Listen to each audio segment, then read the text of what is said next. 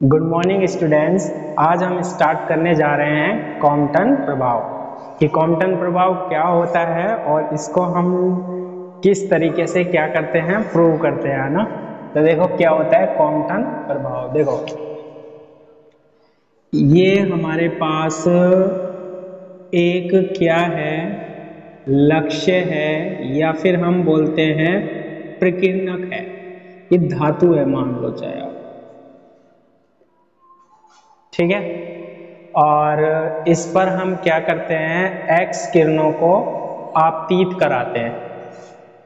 ये हम किसको आपतित करा रहे हैं, एक्स किरणों को, ठीक है। और इस एक्स किरण की जो तरंग दैर्ध्य है वो कितनी मान ली हमने, लैम्बडा मान ली, ठीक है। अब ये जब एक्स किरण इस पर आपतित होती है तो इससे टकराने के पश्चात ये मान लो ये प्रकीर्णित हो गई, ऐसे चली गई ये एक्स किरण। ये कौन सी किरण है, ये प्रकीर्णित एक्स किरण।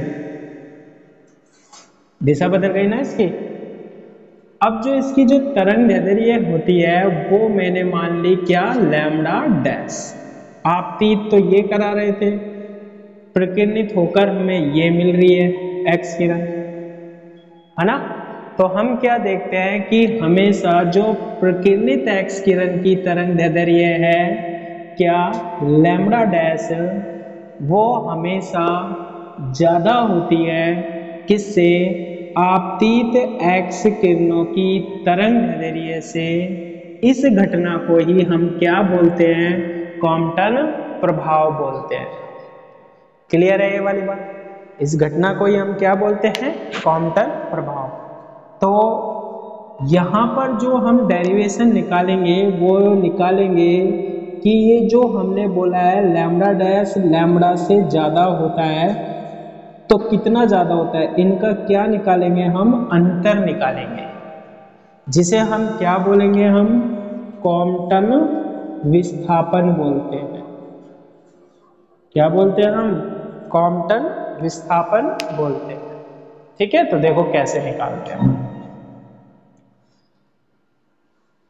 कॉम्पटन विस्थापन का सूत्र निकालने के लिए सबसे पहले हम एक इलेक्ट्रॉन ले लेते हैं। ये हमारे पास क्या है, इलेक्ट्रॉन है। और इलेक्ट्रॉन भी क्या है हमारे पास, स्थिर है। ये स्थिर इलेक्ट्रॉन है, ठीक है। आइंस्टीन के अनुसार यदि कोई कण स्थिर होता है तो उसमें ऊर्जा होती है m0 इंटू सी स्क्वायर। m0 क्या है, m0 स्थिर अवस्था में, स्थिर अवस्था में इलेक्ट्रॉन का क्या है, द्रव्यमान है, ठीक है। और एक हम बात करते हैं संवेग की, p से, क्योंकि इलेक्ट्रॉन स्थिर है तो इसका संवेग कितना होगा, 0 होगा। तो एक इलेक्ट्रॉन हमारे पास स्थिर है जिसकी ऊर्जा कितनी है, m0 c स्क्वायर, जिसका संवेग कितना है, 0 है। हमारे पास एक एक्स किरण फोटोन आ रहा है यहाँ पर से, और ये आके किससे टकराएगा, हमारे पास इलेक्ट्रॉन से टकराएगा। क्या आ रहा है हमारे पास, एक फोटोन, एक्स किरण फोटोन, ठीक है। अब ये जो फोटोन होता है ना, इसके लिए भी हम दो चीज पढ़ते हैं, क्या, एक तो क्या, ऊर्जा, एक तो क्या, ऊर्जा। कितनी होती है फोटोन की ऊर्जा, फोटोन की ऊर्जा कितनी होती है, फोटोन की ऊर्जा होती है एच न्यू, कई बार पढ़ चुके हम। और इसका जो संवेग होता है ना फोटोन का, वो कितना होता है, एच न्यू अपॉन सी। ये दो चीज हमें याद रखनी है। तो एक फोटोन आ रहा है हमारे पास जो कि किसका है, एक्स किरण का है, और ये इलेक्ट्रॉन जो है ना यहाँ पर हमारे पास एक प्रकीर्णक की तरह कार्य करेगा, यानी कि किसका प्रकीर्णन कर देगा, ये फोटोन का। ये जो एक्स किरण फोटोन आ रहा है उसकी ऊर्जा एच न्यू, और संवेग क्या होता है एच न्यू अपॉन सी। अब ये संवेग कैसे आया एच न्यू अपॉन सी, तो हमने डी ब्रोगली परिकल्पना पढ़ी थी, लैम्बडा बराबर क्या होता है एच अपॉन पी, पी बराबर क्या होता है एच अपॉन लैम्बडा। और तरंग दैर्ध्य और आवृत्ति में संबंध होता है। देखो एक्स किरण होती है, एक्स किरण की आवृत्ति भी होती है और तरंग दैर्ध्य भी होती है ना। क्या संबंध होता है, लैम्बडा बराबर सी अपॉन न्यू। लैम्बडा का मान रखेंगे तो सी तो कहाँ जाएगा नीचे और न्यू कहाँ चला जाएगा ऊपर। तो संवेग का ये फॉर्मूला लिख सकते हैं क्या, एच न्यू अपॉन सी लिख सकते हैं। ठीक है, तो एक फोटोन जिसकी ऊर्जा कितनी है एच न्यू है, एक संवेग जिसका संवेग कितना है एच न्यू अपॉन सी है, एक स्थिर इलेक्ट्रॉन से टकराता है। स्थिर इलेक्ट्रॉन की ऊर्जा कितनी है m0c², और संवेग कितना है 0 है, टक्कर होगी। ठीक है, अब देखो जाना कैसे चाहिए था ये फोटोन, सीधा, लेकिन सीधा नहीं जाता है, प्रकीर्णन हो जाता है और ये कुछ इस तरीके से चला जाता है। ये फोटोन चला गया, मान लो ये फोटोन कितने कोण पर चला गया, फाई कोण पर चला गया। कितने कोण पर चला गया, फाई कोण पर चला गया। और जब ये इलेक्ट्रॉन से टकराएगा, ठीक है, तो इलेक्ट्रॉन को कुछ ऊर्जा देगा। तो मान लो इलेक्ट्रॉन इस दिशा में चला गया, कितने कोण पर चला गया ये, मान लो थीटा कोण पर चला गया। आ गई बात समझ में। इलेक्ट्रॉन तो यहाँ गया, यहाँ कौन गया इलेक्ट्रॉन, ठीक है, और यहाँ कौन चला गया, यहाँ चला गया क्या फोटोन। और ये फोटोन कैसा है, प्रकीर्णित है। कैसा है ये फोटोन, प्रकीर्णित है। और यहाँ कौन आ गया इलेक्ट्रॉन, यहाँ कौन आ गया हमारे पास फोटोन आ गया। फोटोन फाई कोण पर और ये थीटा कोण पर। अब देखो ये कौन सी दिशा है, ये एक्स दिशा है। अब आप देखो यहां से, पहले तो ये सरल रेखा में जा रहा था ना, इस बिंदु पर हम एक रेखा खींच लें, ये रेखा, तो इसी बिंदु पर बताओ हमारे पास टक्कर हुई है या नहीं हुई, हुई है। और इस बिंदु के पश्चात अब ये सरल रेखा में ना जाकर दो दिशाओं में जा रहे हैं, नहीं जा रहे, जा रहे हैं। अब देखो जब ये इलेक्ट्रॉन यहां चला गया तो बताओ अब इसकी ऊर्जा कितनी होगी इलेक्ट्रॉन की, सॉरी फोटोन की, फोटोन गए ना ऊपर, तो फोटोन की ऊर्जा कितनी होगी। देखो पहले क्या थी एच न्यू, अब आवृत्ति चेंज हो जाएगी, ऊर्जा घटेगी या बढ़ेगी। वैसे तो हमें पता है कि फोटोन जब इलेक्ट्रॉन से टकराएगा तो ऊर्जा क्या होगी, जब इलेक्ट्रॉन गति कर रहा है ऊर्जा उसने दे दी तो फोटोन की ऊर्जा क्या हो जाएगी, घट जाएगी।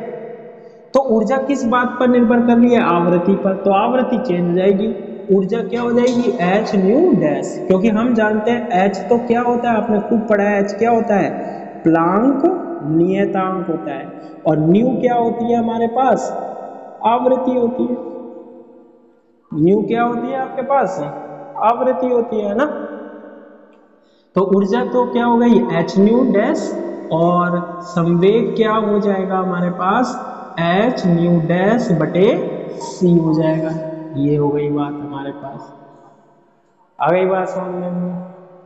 इसके बाद ये इलेक्ट्रॉन भी आया भाई, अब इलेक्ट्रॉन गति कर रहा है नहीं कर रहा, कर रहा है। इलेक्ट्रॉन की अब ऊर्जा कितनी होगी, आइंस्टीन के अनुसार इलेक्ट्रॉन की ऊर्जा होगी m इंटू क्या c², m इंटू c²। अब m जीरो और m में क्या अंतर है, देखो m जो होता है ना वो गतिशील अवस्था में इलेक्ट्रॉन का द्रव्यमान होता है, गतिशील अवस्था में क्या इलेक्ट्रॉन का द्रव्य। तो ऊर्जा कितनी होगी अब इस इलेक्ट्रॉन की m इंटू c²। पहले स्थिर अवस्था में था इलेक्ट्रॉन तो उसका द्रव्यमान m0, अब गतिशील अवस्था में है तो क्या होगा m। और संवेग कितना होगा हमारे पास p बराबर mv, क्योंकि ये हमारे पास आवेशित कण, ये जो इलेक्ट्रॉन है ना ये पदार्थ का कण है और इसके लिए हम v वेग से गति कर रहा है, वेग होता है इसका, तो संवेग कैसे देते हैं हम इसका mv से देते हैं। तो ये चारों चीजें हमने निकाल ली, क्लियर है ये वाली बात। अब देखो इसमें हमने दो चीज बात करी है, एक तो ऊर्जा की और एक संवेग की। ऊर्जा जो होती है हमारे पास वो कैसी राशि होती है, अदिश राशि होती है, और संवेग जो होती है हमारे पास क्या होती है, सदिश राशि होती है। एक फोटोन आ रहा था, इलेक्ट्रॉन से टकरा रहा है, टकराने के पश्चात ऐसे चला गया, तो टक्कर हुई या नहीं हुई, हो गई। जब भी ये टक्कर होती है तो ये टक्कर हम क्या मानते हैं, कौन सी टक्कर होती है, प्रत्यास्थ टक्कर होती है। प्रत्यास्थ टक्कर ऐसी टक्कर होती है, ठीक है, जिसमें ऊर्जा की हानि नहीं होती है और ना ही संवेग की हानि होती है। यानी ऊर्जा और संवेग क्या रहता है हमारे पास, संरक्षित रहता है। तो हम इसमें कौन से दो नियम लगाएंगे, एक तो ऊर्जा संरक्षण का नियम लगाएंगे और एक हम कौन सा लगाएंगे, संवेग संरक्षण का नियम लगाएंगे। ठीक है, क्योंकि कौन सी टक्कर हो रही है, प्रत्यास्थ टक्कर। तो सबसे पहले हम लगाते हैं ऊर्जा संरक्षण का नियम। ऊर्जा संरक्षण का नियम। ऊर्जा संरक्षण का नियम क्या कहता है कि टक्कर से पूर्व कुल ऊर्जा बराबर होती है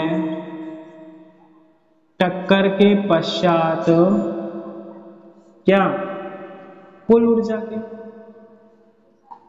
ऊर्जा संरक्षण का नियम क्या कहता है कि टक्कर से पूर्व कुल ऊर्जा टक्कर के पश्चात कुल ऊर्जा के बराबर होती है। तो देखो जब तक टक्कर नहीं हुई, इलेक्ट्रॉन और जो फोटोन था उसमें ऊर्जा कितनी थी, फोटोन में तो कितनी थी, देखो फोटोन में ऊर्जा थी h न्यू, और पहले इलेक्ट्रॉन स्थिर अवस्था में था, ऊर्जा कितनी थी m0 क्या c² बराबर।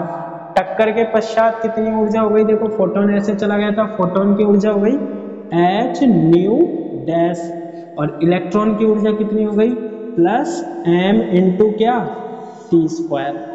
अब इस h न्यू डैश को मैं बराबर के कहाँ ले जाऊं, पहले इस h और ये h क्या आ गया कॉमन, तो यहाँ क्या बचेगा न्यू माइनस क्या न्यू डैश, और ये बन रहा है क्या m0 क्या c² बराबर क्या बच जाएगा m इंटू क्या c²। तो यहाँ से किसका मान बनेगा हमारे पास m इंटू c² बराबर आएगा किसके, h new minus nu dash plus m0 into क्या c² के, और इसे दे देते हैं हम इक्वेशन नंबर 1। बना लोगे। दूसरा कौन सा नियम लगता है हमारे पास, संवेग संरक्षण का नियम। संवेग संरक्षण नियम से ये क्या कहता है, टक्कर से पूर्व कुल संवेग बराबर होता है टक्कर के पश्चात क्या कुल संवेग के।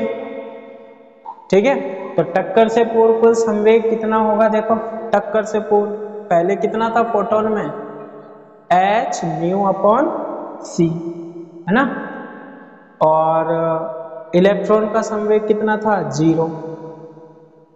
टक्कर के पश्चात फोटोन का संवेग h new dash upon c और इलेक्ट्रॉन का संवेग mv, यही था। लेकिन हमें ये याद रखना पड़ेगा संवेग कैसी राशि होती है, सदिश राशि होती है। पहले तो फोटोन एक एक्स अक्ष की दिशा में आ रहा था, लेकिन जैसे ही टक्कर हुई तो देखो ये एक्स अक्ष है और ये वाई अक्ष है, अब ये तल में गति कर रहा है, यानी कितने अक्षों के अनुदिश, 2 अक्षों के अनुदिश गति कर रहा है। तो हमें इसके क्या बनाने पड़ेंगे, घटक बनाने पड़ेंगे। घटक हमने 11th क्लास में बनाए थे, फिर भी सुन लो, देखो कैसे बनाते हैं। जैसे ये हमारे पास क्या है, फोटोन है, इस फोटोन, ये फोटोन ऐसे गया हमारे पास, तो देखो इसका एक्स अक्ष कहाँ होगा, यहाँ होगा, ये एक्स अक्ष हो गया फोटोन का, एक्स अक्ष यहाँ, और ये ऊपर की तरफ क्या होगा, ये वाई अक्ष होगा। ये कोण कितना है फाई, तो यहाँ आप लिख दो क्या फाई, लिख दोगे। अब संवेग के दो घटक कैसे बनाओगे, देखो संवेग का एच न्यू डैश अपॉन सी होता है ना, जो एक्स अक्ष की जिसके साथ कोण बन रहा है ना, ये कोण बन रहा है एक्स वाला घटक, वो कितना होता है एच न्यू डैश अपॉन सी, बस इसके साथ क्या लगा दो कोस, और कोण कौन सा पाई, और जो इसके साथ कोण नहीं बनता यानी वाई वाला घटक होता है उसका संवेग क्या होगा एच न्यू डैश अपॉन सी, बस अब आपको क्या लिख देना है इसके साथ साइन पाई लिख देना। आ गया घटकों में तोड़ना, इसको तोड़ो, देखो घटकों में, इसको घटकों में कैसे तोड़ोगे आप, देखो इसको घटकों में तोड़ने के लिए इलेक्ट्रॉन है ये वही एक्स अक्ष, तो देखो ये जा रहा, अब वाई अक्ष इसमें नीचे की तरफ आ रहा है तो नीचे की तरफ वाई अक्ष बना दो, ये एक्स अक्ष और ये वाई अक्ष। यहाँ कौन कितना थीटा, तो यहाँ भी कितना होगा हमारे पास थीटा होगा होगा।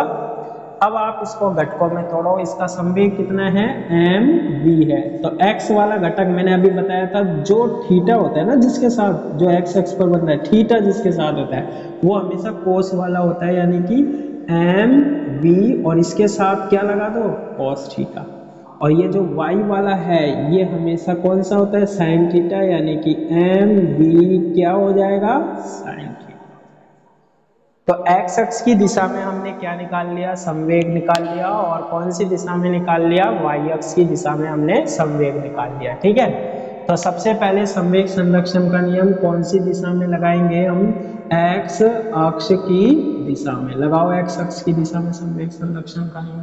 देखो एक्स अक्ष की दिशा में लगाएंगे तो टक्कर से पूर्व लगाओ, पहले टक्कर से पूर्व एक्स अक्ष की दिशा ही है, बस केवल टक्कर से पूर्व, वाई अक्ष की दिशा है नहीं है, एक्स अक्ष की दिशा, एक सरल रेखा ही तो चल रही है। देखो टक्कर के पश्चात ऐसे पहले है ना, तो टक्कर से पूर्व संवेग कितना है एक्स अक्ष की दिशा में एच न्यू बटे सी, और टक्कर से पूर्व इलेक्ट्रॉन का है क्या नहीं है, तो प्लस कितना 0 बराबर टक्कर के पश्चात एक्स अक्ष की दिशा में, एक्स अक्ष की दिशा में देखो मैंने बताया था ये एक्स वाला घटक लेना आपको, संवेग का क्या होगा वो सॉरी फोटोन का क्या होगा H nu dash upon c क्या कॉस पाई, और दूसरा आपको किसका देखना है, दूसरा किसको देखना है इलेक्ट्रॉन का, इलेक्ट्रॉन का एक्स अक्ष का घटक ये area m b cos theta, x x हो गए दोनों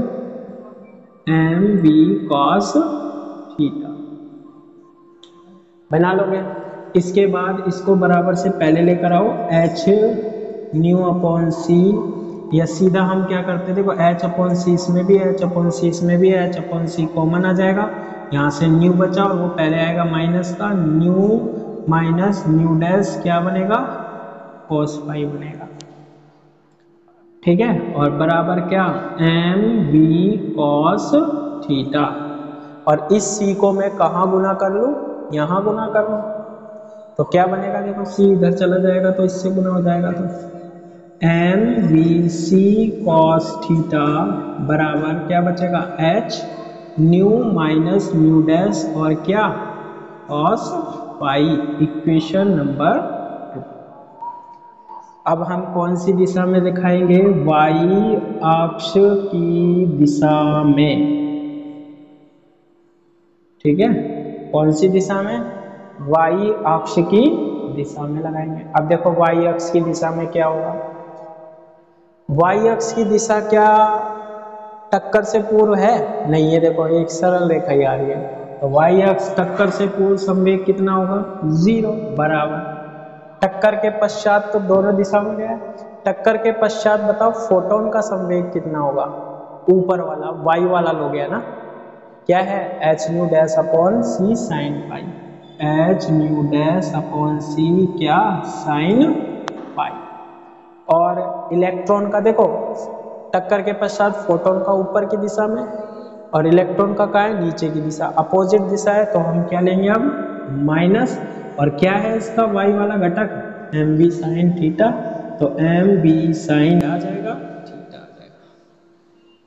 एम बी साइन थीटा को बराबर से पहले लेकर आए, एम बी साइन थीटा बराबर से एच न्यू डैश अपॉन सी और क्या साइन पाई, सी को इधर गुना कर लेंगे, m b c sine theta बराबर क्या आ जाएगा, एच न्यू डैश और क्या साइन पाई। इक्वेशन नंबर कितनी, 3।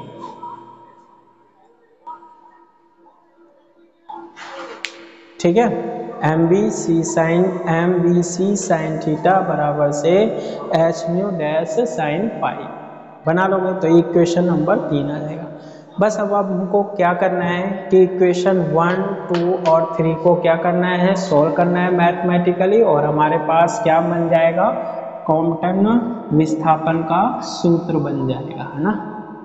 देखो अब फटाफट इसको मैथमेटिकली हम क्या कर लेते हैं, सोल्व कर लेते हैं। बाकी समझने का तो इतना ही है ना। देखो सबसे पहले समीकरण 2 व 3 का वर्ग कर क्या करने पर, जोड़ने पर, 2 व 3 का वर्ग करके हम क्या कर देंगे, जोड़ देंगे। देखो 2 का बाया पक्ष कौन सा है, ये, और इसका बाया पक्ष ये, बाया पक्ष का वर्ग करके बाया पक्ष में जोड़ो तो इसका वर्ग करो 2 के बाया पक्ष का, एम स्क्वायर हो जाएगा, इसका करो वी स्क्वायर हो जाएगा, सी स्क्वायर हो जाएगा, कोस स्क्वायर क्या हो जाएगा, थीटा, इसका करो plus m square v square c square और क्या साइन स्क्वायर थीटा। यही होगा या नहीं होगा, हो जाएगा। अब बराबर के बाद आ जाओ, बराबर के बाद आ जाओ, इसका वर्ग करो। देखो ये पूरा पद का वर्ग करोगे तो क्या होगा, H nu minus nu dash cos पाई पूरे का क्या होल स्क्वायर। पहले वर्ग करना है इसका, तो वर्ग किया, फिर इसमें क्या करना है, जोड़ना है। दूसरी समीकरण का वर्ग करके जोड़ो, ये क्या आ रहा है, देखो इसका वर्ग करो एच स्क्वायर और ये क्या है न्यू डैश स्क्वायर और ये क्या है साइन स्क्वायर पाई। ठीक है, आगे देखो इसको सोल्व करते हैं। इन दोनों में से क्या कॉमन आ रहा है, देखो m square v square c square common आ रहा है, यहाँ से बचेगा क्या कोस स्क्वायर थीटा, यहाँ से बचेगा क्या साइन स्क्वायर थीटा बराबर। इस समीकरण को हम सोल्व करते हैं। देखो एच स्क्वायर तो अलग है तो एच स्क्वायर तो अलग लिख लें, ये क्या बन रहा है ए माइनस बी का क्या होल स्क्वायर, एच स्क्वायर तो अलग लिख लिया, तो ए का स्क्वायर यानी न्यू स्क्वायर प्लस बी का स्क्वायर यानी new dash square cos square क्या पाई माइनस 2ab, ए क्या है न्यू, बी क्या है न्यू डैश कॉस पाई, ए माइनस बी का क्या सोल्व किया है होल स्क्वायर सोल्व किया है, और प्लस क्या आ रहा है h square nu dash square और साइन स्क्वायर क्या pi cos square theta plus sine square theta का मान 1, तो क्या बनेगा m square v square c square बराबर से इस एच स्क्वायर को अंदर गुना कर लेता हूँ एक बार, h square nu square plus h square nu dash square है ना plus h square cos square pi minus 2 nu dash cos pi plus h square nu dash square और क्या साइन स्क्वायर पाई। अब देखो इसमें हमारे पास दो पद हैं, कौन कौन से, एच स्क्वायर को अंदर गुना करेंगे तो देखो एच स्क्वायर न्यू स्क्वायर और ये एक मिनट एच स्क्वायर को अंदर गुना करेंगे H square nu square, h square को इससे गुना करेंगे तो H square nu dash square और क्या कॉस स्क्वायर पाई, और एच स्क्वायर को इससे गुना करेंगे तो 2 nu dash cos pi into H square plus h square nu dash square sine square पाई है ना। अब देखो ये वाला पद है और ये वाला पद है, दोनों में से क्या कॉमन आ रहा है, m square v square c square h square nu square cos square, दोनों में से क्या कॉमन आ रहा है h square nu dash square common आ रहा है, क्या बच रहा है cos square pi plus sine square pi और लास्ट में ये बनी रहा है 2 एच स्क्वायर न्यू डैश और क्या कॉस पाई बच रहा है।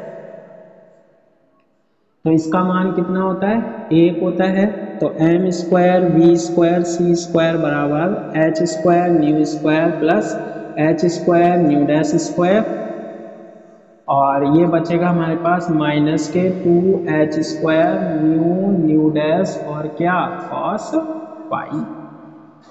बना लोगे, इसे दे देते हैं हम इक्वेशन नंबर कितनी 4। ठीक है, इतना कर लोगे। इसके बाद हम क्या करेंगे, इक्वेशन 4 आने के बाद इक्वेशन यानी समीकरण 1 का वर्ग करने पर, समीकरण 1 का वर्ग करो, ये m है तो क्या बनेगा m स्क्वायर, c स्क्वायर है तो c की पावर 4 बनेगा, और ये पूरा जो RHS है इसका पूरे का भी करोगे तो क्या होगा h new minus nu dash plus m0 c square का भी क्या होल स्क्वायर बनेगा या नहीं बनेगा। इसको और सोल्व कर लेते हैं, m स्क्वायर c की पावर 4, तो एक ये a प्लस बी का होल स्क्वायर बन रहा है, यानी h square nu minus nu dash का whole square plus m0 square c की पावर 4, a का स्क्वायर प्लस b का स्क्वायर प्लस 2a की जगह ये है और b की जगह क्या है m0 क्या c स्क्वायर। ठीक है, इसे और सोल्व करके लिख सकते हैं हम m स्क्वायर c की पावर 4 बराबर से एच स्क्वायर, इसका होल स्क्वायर सोल्व करेंगे, a माइनस बी का न्यू का स्क्वायर प्लस न्यू डैश का square minus 2 nu dash plus m0 square c की power 4 plus 2h nu minus nu dash into m0 क्या c square. H square से अंदर multiply कर लेते हैं, एम स्क्वायर सी की power 4 H square nu square plus h square nu dash square minus 2 H square nu into nu dash, H square को अंदर multiply किया प्लस m0 स्क्वायर सी की power 4 plus 2h nu minus nu dash और m0 into क्या c square. इसे हम दे देते हैं इक्वेशन नंबर कितनी 5, दे दी इक्वेशन नंबर 5। अब इन इक्वेशनों का हमें काम नहीं है तो इसे हम रफ कर देते हैं ना। इक्वेशन नंबर कितनी आ गई 5। अब क्या कर देते हैं, समीकरण 5 में से 4 को क्या करने पर घटाने पर, 5 में से 4 को क्या कर देते हैं हम घटा देते हैं, बाएं पद में से बायां पद घटाएंगे और दाएं में से दायां। तो देखो m स्क्वायर सी की पावर 4 है तो हम लिखेंगे m स्क्वायर सी की पावर 4 में से 4 का बाया पद ये रिया माइनस LHS क्या है m square B square c square, अब बराबर है। अब इसका पूरा दाया पद लिख लो, क्या है h square nu square plus h square nu dash square minus क्या आ रहा है 2h square nu into nu dash plus m0 square c की power 4 plus 2h nu minus nu dash और m0 c स्क्वायर में से घटाना है किसको 4 को। तो अब देखो सारे चिन्ह चेंज हो जाएंगे क्योंकि माइनस आ रहा है, माइनस से गुना होके आएंगे तो क्या आएगा एच स्क्वायर न्यू स्क्वायर, ये प्लस का ये भी माइनस हो जाएगा H square nu dash square, और ये माइनस माइनस क्या हो जाएगा plus 2h square nu dash और क्या cos पाई। तो 5 में से क्या घटा दिया हमने समीकरण नंबर 4। देखो अब कैंसिल हो रहा है, एच न्यू स्क्वायर ये प्लस का है ये माइनस का है कैंसिल हो गया, ये भी प्लस का है ये माइनस का है ये भी क्या हो गया हमारे पास कैंसिल हो गया, हो जाएगा। और भी कुछ कैंसिल हो रहा है क्या, नहीं हो रहा, ठीक है तो हम लिख देते हैं, देखो क्या बनेगा हमारे पास एम स्क्वायर सी की पावर 4 आ रहा है minus m square v square c square आ रहा है। अब बराबर के बाद वाले पद आ रहे हैं, देखो ये आ रहा है minus 2h square nu into nu dash और ये प्लस का आ रहा है तो इन दोनों में से मैं माइनस कॉमन ले लेता हूँ यहाँ से, -2h² और क्या न्यू इंटू न्यू डैश क्या ले लिया कॉमन, तो यहाँ तो बचेगा कितना 1 और यहाँ प्लस यहाँ प्लस है तो यहाँ पर क्या आ जाएगा माइनस आ जाएगा ना। तो क्या बनेगा हमारे पास, ये तो सारा बाहर आ गया तो क्या बनेगा cos पाई आ जाएगा।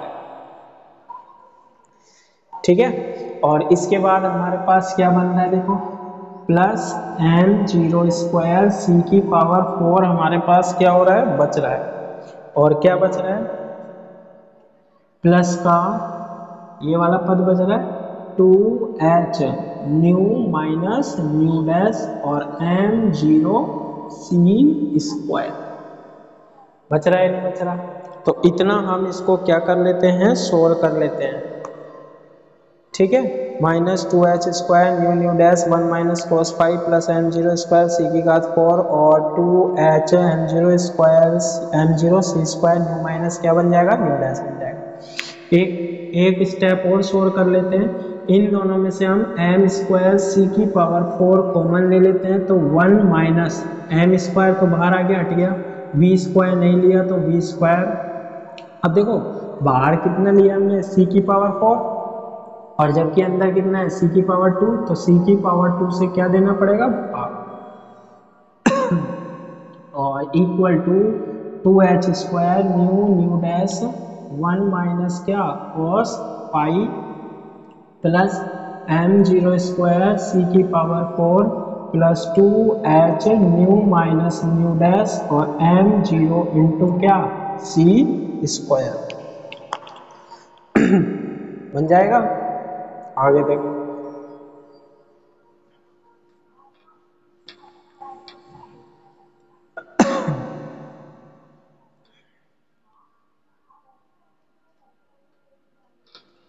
इतना करने के बाद हमने देखो एक फॉर्मूला होता है m = m0/√1 माइनस v²/c²।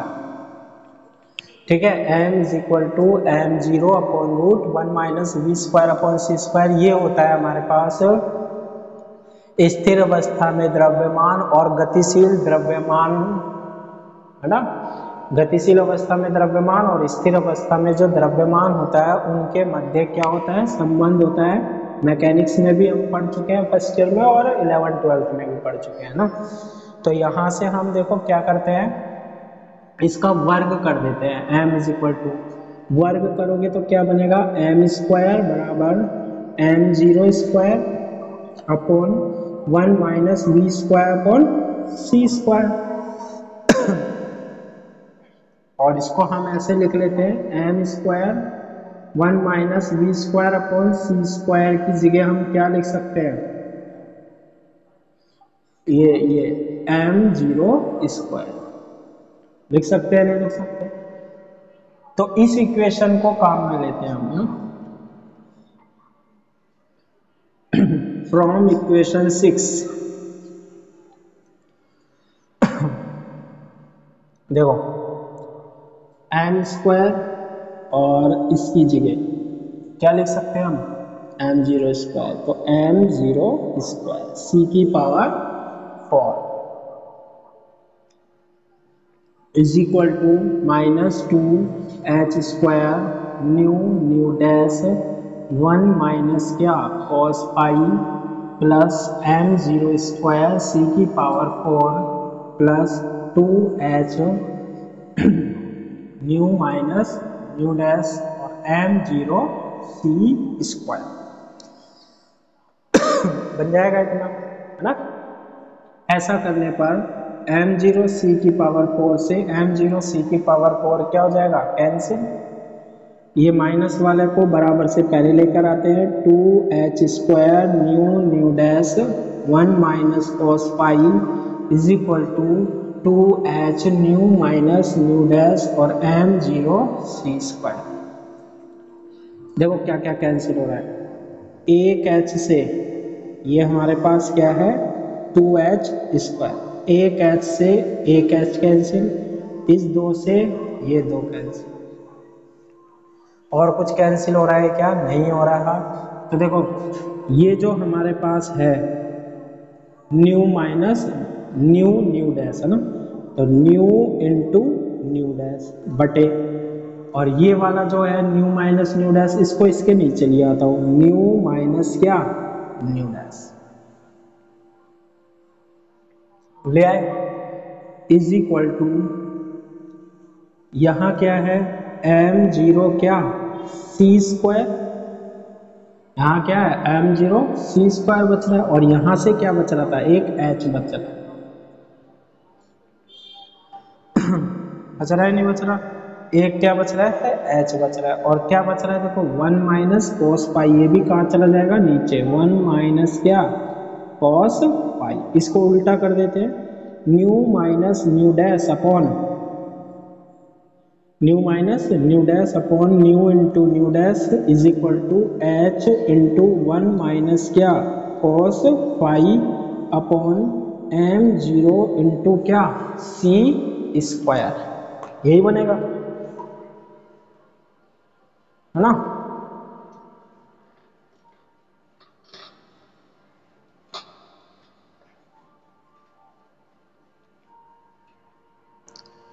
इतना बनेगा या नहीं बनेगा? बन जाएगा। ठीक है, अब देखो इस पद को हम, ये जो हमारे पास पद दिखाई दे रहा है ना, कौन सा new minus nu dash upon क्या न्यू इंटू न्यू डैश, इसको हम क्या लिख सकते हैं? अगर हम देखो ये मैं अलग से करके देख रहा हूं कि लैम्बडा डैश माइनस क्या लैम्बडा, लैम्बडा डैश मैंने क्या मानी थी हमारे पास प्रकीर्णित एक्स किरण की तरंग दैर्ध्य है, और लैम्बडा आपतित एक्स किरण की तरंग दैर्ध्य है, तो लैम्बडा डैश का मान लैम्बडा बराबर होता है सी अपॉन न्यू, तो लैम्बडा डैश का मान क्या होगा सी upon new dash minus lambda का मान क्या होगा सी अपॉन न्यू, तो लैम्बडा डैश माइनस लैम्बडा बराबर लघुत्तम ले लेते हैं, क्या आएगा न्यू इंटू न्यू डैश, सी क्या आ रहा है कॉमन, न्यू डैश से न्यू डैश कैंसिल तो न्यू माइनस, और न्यू से न्यू कैंसिल तो क्या न्यू डैश, तो यहां से हम क्या कह सकते हैं कि new minus nu dash upon nu into nu dash का मान क्या लिख सकते हैं, देखो एक सी से और गुना कर दें इसको, तो देखो इसको ऐसे लिख सकता हूं मैं, एक सी स्क्वायर है, एक सी यहाँ ले आया, nu minus nu dash upon nu into nu dash is equal to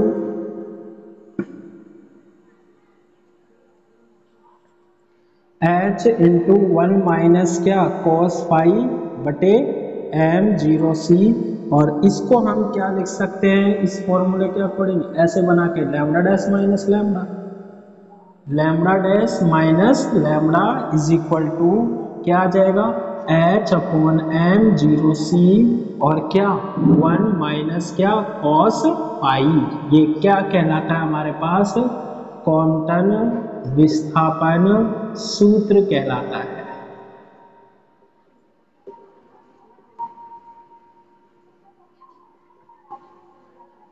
ठीक है, क्या कहलाता है हमारे पास क्वांटम विस्थापन सूत्र कहलाता है।